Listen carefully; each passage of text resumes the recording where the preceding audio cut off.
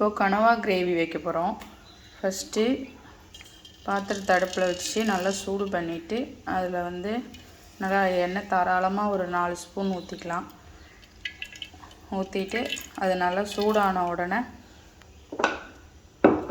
அதில் வந்து சோம்பு போட்டுக்கலாம்.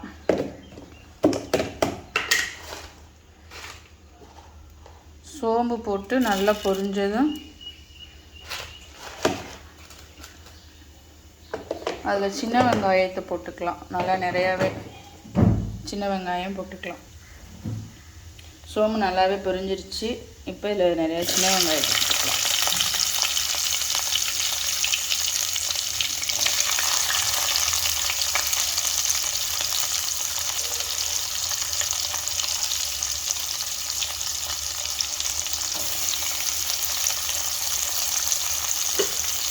வெங்காயத்தை நல்லா வதக்கிக்கலாம். நல்லாவே வதங்குற ஓரளவு நல்லா பொன்னிறமாக வர்ற வரைக்கும் வதக்கிக்கலாம். வெங்காயம் வந்து நல்லாவே வதங்கிடுச்சு. இதில் இப்போ தக்காளி போட்டு 3 தக்காளி போட்டிருக்கோம். இதையும் போட்டு நல்லாவே வதக்கலாம். இது கனவான்றதுனால கொஞ்சம் உப்பு வந்து கம்மியாக தான் போட்டுக்கணும். கனவா 2 4 3க்குமே சிக்கன் மட்டனை கம்பேர் பண்ணும்போது இதுக்கு கம்மியாக தான் போடணும். அதனால் கம்மியாக உப்பு போட்டுக்கலாம். போட்டு இந்த தக்காளியை கொஞ்சம் நேரம் வேக வைப்போம். இப்போ இதில் நம்ம கொஞ்சம் கருவேப்பிலை போட்டுக்கலாம். கருவேப்பிலை போட்டு நல்லா வதக்கி விட்டுட்டு இப்போ இதில் கனவாயை எடுத்து போட்டு கொஞ்சம் நேரம் வேக வைக்கலாம். மஞ்சள் பொடி மட்டும் போட்டு அதுக்கப்புறம் என்னென்ன போடணும் அப்படின்றத எடுத்துக்கலாம். இந்த கனவா எடுத்து வச்சுருக்கோம். இப்போ இந்த கனவாவை வந்து இதில் போட்டு நல்லா வதக்கி விட்டுருவோம்.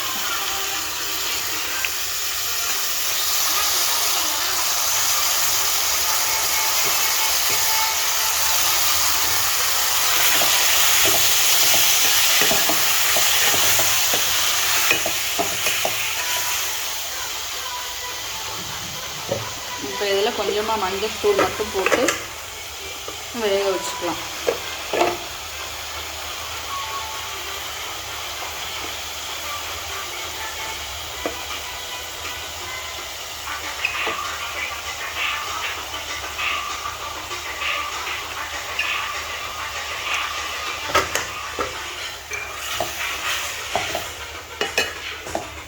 போட்ட உடனே கனவா வந்து நல்லா சுருங்க ஆரம்பிச்சிருச்சு. கனவாய்க்கு வந்து இப்போ நம்ம மசாலா அரைக்க போகிறோம். அதுக்கு நிறையாவே பூண்டு சேர்க்கணும். பூண்டும் ஒரு மிளகுமே நிறையா சேர்க்கணும். ஒரு 2 ஸ்பூன்கிட்ட மிளகு சேர்த்துக்கலாம். அப்புறம் 1 ஸ்பூனுக்கிட்ட ஜீரகம். அவ்வளோதான். இதை மட்டும் அரைச்சி போடணும். கண்டிப்பாக பூண்டு வந்து நிறையா சேர்க்கணும். இவ்வளோதான். இதை வந்து நல்லா அரைச்சி அதில் வந்து கிரேவியில் கனவா வந்து இப்படி ரெடியாக இருக்குது. நம்ம வேக வச்சுருந்தோம் இல்லையா, தக்காளி வெங்காயம் எல்லாம் போட்டு. இப்போ வந்து கனவா கட் பண்ணி இதில் போட்டிருந்தோம். நல்லா க்ளீன் பண்ணிவிட்டு இப்போ இந்த மாதிரி வெந்திருக்கு கனவா. இதில் வந்து நம்ம இப்போ அரைச்சிட்டு வந்த மசாலாவை போட்டு நல்லா வேக வைக்க போகிறோம். இதில் வந்து இனி மிளகாத்தூள், அதாவது மீன் குழம்புக்கு போடுற மிளகா பொடியும் அதுக்கப்புறம் கொஞ்சம் மஞ்சள் தூளும் போட்டு அவ்வளோதான் வேக வச்சுக்கலாம். அதுக்கப்புறம் நமக்கு தேவை அப்படின்னா நம்ம கொஞ்சம் இந்த தேங்காய் அரைச்சி போட்டுக்கலாம். தேங்காய் வந்து நான் போடலை. உங்களுக்கு இன்ட்ரெஸ்ட் இருந்துச்சுன்னா போட்டுக்கலாம். நல்லா தான் இருக்கும். தேங்காய் போட்டாலும் நல்லா தான் இருக்கும். ஸோ 1 ஸ்பூன் குழம்பு பொடி, இந்த மீன் குழம்பு மசாலாவும் 1/2 ஸ்பூன் வந்து இது மல்லித்தூளும் சேர்த்துருக்கோம். இதுக்கப்புறம் இதை அப்படியே நல்லா கலக்கி விட்டு வேக வைக்க வேண்டியதான். அவ்வளோதான். இதுக்கப்புறம் தேவையான லைட்டாக தண்ணி ஊற்றி கொஞ்சம் வேக வச்சுட்டு உப்பு தேவையான அளவு போட்டுட்டு நல்லா வேக வச்சிட்டோன்னா நமக்கு வந்து கிரேவி ரெடி ஆகிடும். கனவா நல்லா வேக வச்சுருக்கோம். இப்போ எல்லாம் ஓரளவு ரெடி ஆகிடுச்சு. இப்போ இந்த ஸ்டேஜில் வந்து கொத்தமல்லி போட்டு அதோட நம்ம வந்து இறக்கிக்கிற வேண்டியதான். இதை வந்து இப்போ நம்ம தயிர் சாப்பாட்டோடு சாப்பிட போகிறோம்.